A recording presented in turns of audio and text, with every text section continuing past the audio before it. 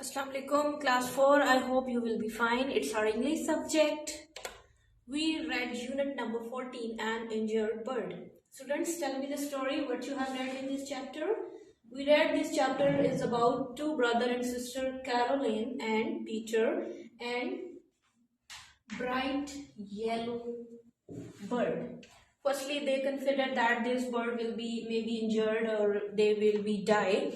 So they watched this little bird several minutes, but after some time they saw this bird moved and then flew away. So Caroline and Peter were both very pleased.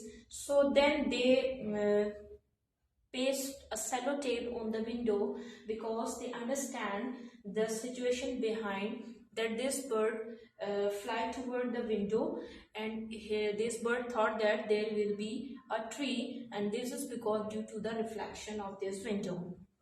Now students, come on, it's exercise number B because we done their exercise number A. These are question answers. And exercise number B, write the past and past participle form of verb.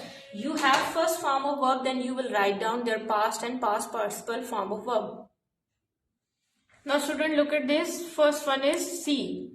The second past and past participle will be saw, seen. Come, came, come. Live, lived, lived. Watch, watched, watched. Put, put, put. Injure, injured, injured. Go, went, gone. May, might, might. Fly, flew, flown. Say, said, said.